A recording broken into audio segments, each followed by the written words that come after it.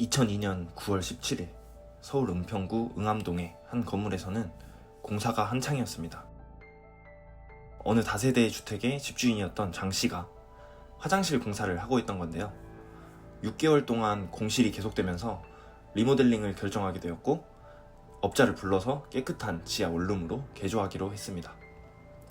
어떻게 개조하면 좋을지 둘러보던 중에 지하 계단 밑에 시멘트를 발라놓은 벽이 거슬렸습니다.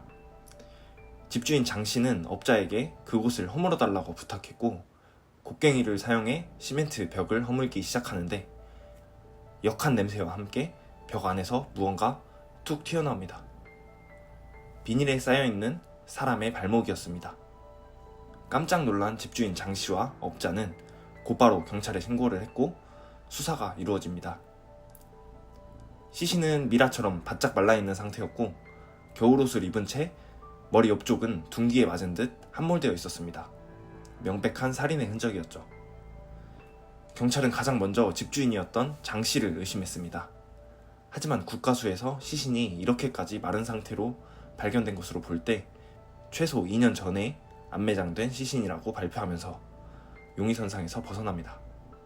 2년 전에는 세입자들이 거주하고 있던 시기였기 때문입니다. 이때쯤 국가수에서는 지문 감식 결과가 나옵니다. 시신의 상태가 온전치 못해서 지문을 채취하는데 오랜 시간이 걸렸다고 하는데요. 피부가 뼈에 딱 붙어 있어서 채취가 어려웠기 때문에 손가락을 절단한 뒤에 알코올에 불려서 융선을 도단하게 한 다음 지문을 얻어낼 수 있었다고 합니다.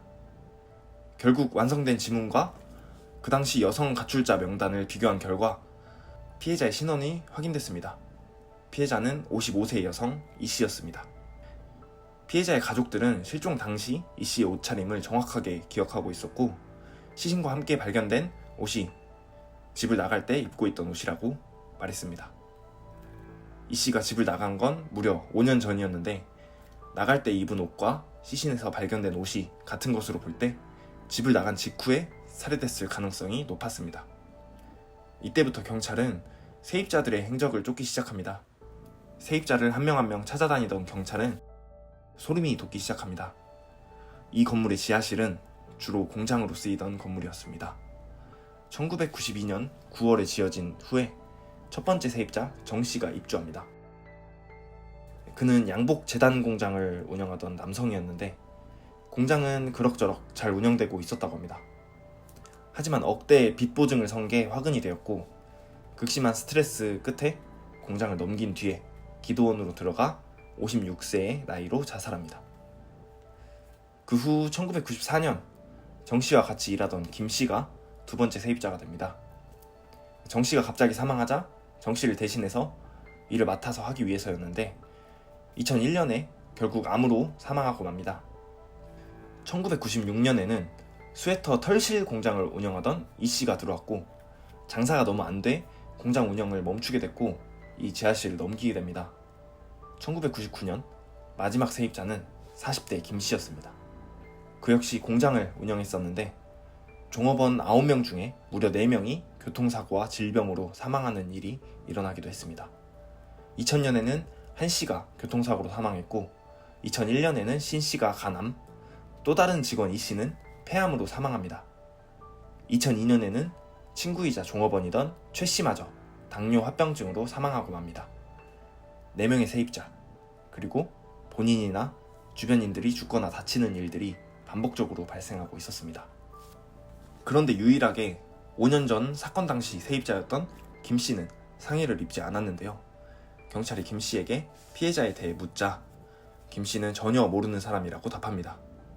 그러면서 중요한 진술을 하나 하게 되는데 당시 동업자이자 내연남이었던 지 씨에게 6개월 동안 지하실을 빌려준 사실이 있다는 겁니다. 하지만 지 씨는 주민등록이 말소되어 생활 흔적을 찾아볼 수 없었는데요. 유족에게 지 씨에 대해 묻자 피해자와 채무관계가 있던 사람이라고 알고 있었습니다. 이러면 지 씨가 범인일 가능성이 굉장히 높아지는데 여기까지 알게 된 경찰은 지 씨의 부인이 있다는 곳으로 찾아갔고 결국 그곳에서 지 씨를 검거합니다. 검거 당시 지 씨는 형사들에게 잘 오셨습니다. 진작에 자수했어야 하는데 말입니다. 라고 말하면서 범행 직후에 죄책감과 악몽에 시달려 5년 동안 살아왔다고 말했습니다. 지씨의 진술에 의하면 1997년 3월 이씨에게 1,200만 원을 빌렸습니다. 이후 5월에 돈을 받으러 온 이씨를 30cm 길이의 쇠파이프로 머리를 내려쳐 살해했다고 했습니다. 이후 비닐로 시신을 싼 뒤 지하실 계단 및 공간에 밀어넣습니다.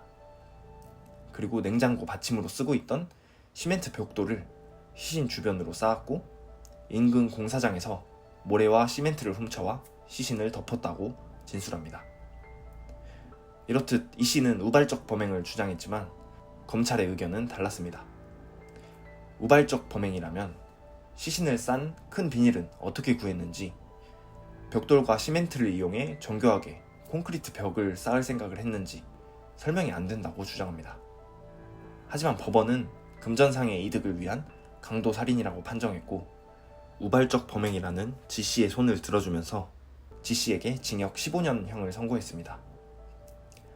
그렇지 않아도 세입자들과 종업원의 잇따른 죽음으로 인해 건물에 대한 소문이 좋지 않았는데 이 사건까지 알려지면서 응암동 괴담으로까지 불리게 됐는데요. 건물주는 리모델링을 마치고 2년간 공짜로 살아달라고 홍보했지만 무려 6년이라는 시간 동안 공실로 방치됐습니다.